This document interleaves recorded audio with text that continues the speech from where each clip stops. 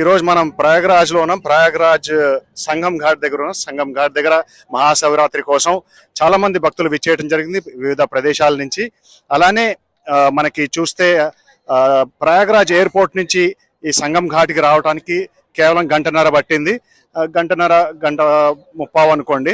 అయితే అంత టైంలో రాగలిగాం మనం. అండ్ ఎయిర్పోర్ట్ నుంచి ఇక్కడ రాగానే ఈ యొక్క బోట్ ఏదైతే ఉందో ఈ మోటరైజ్డ్ బోట్లో మనం సంగం ఘాట్లో ఇదంతా చూసి ఇప్పుడు రిటర్న్ వస్తున్నాం. అయితే మనకి మెయిన్ ఏంటంటే పవిత్ర స్నానం కూడా చేసి ఇక్కడ మనం ఈ ఘాట్ నుంచి మళ్ళీ రిటర్న్ వెళ్తున్నాం. అయితే ఇక్కడ మనకి ప్రత్యేకత ఏంటంటే చాలా కథనాలు వచ్చాయి. ఏంటంటే చాలా మీడియాలో అంటే కొన్ని మీడియాస్లో ఏంటంటే ఇక్కడ చాలా రష్ ఉంది, చాలా విపరీతమైన తొక్కిసలాట ఉంది. అలాంటిది ఏమీ లేదు, చాలా హ్యాపీగా ఉంది. గంటన్నరలో రావటం చాలా ఈజీగా ఉంది. అండ్ అలానే మనకి బోట్స్ కూడా చూస్తే చాలా ఆహ్లాదంగా వెళ్తున్నాయి.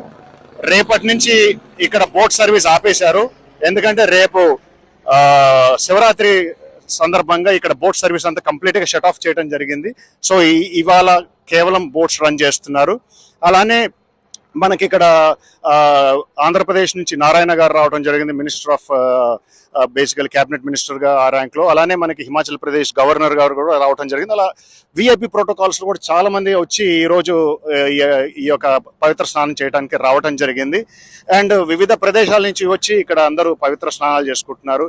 సో ఎక్కడ ఆందోళన లేకుండా గవర్నమెంట్ కూడా చాలా చక్కగా అన్ని అరేంజ్ చేయడం జరిగింది.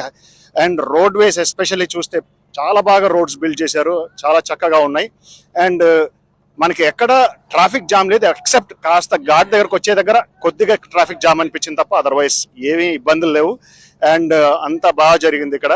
సో ఈ యొక్క క్రెడిట్ చూస్తే మనకి యోగి గారు అలానే మోదీ గారి కాంబినేషన్లు డెఫినెట్లీ ఈ క్రెడిట్ వారికి ఇవ్వాల్సిందే, ఎందుకంటే ఇది కంప్లీట్గా ఆర్గనైజ్డ్గా దీన్ని చేయడం జరిగింది. సో వెంకట్ ములుకుట్ల, ప్రయాగ్రాజ్, ఉత్తరప్రదేశ్.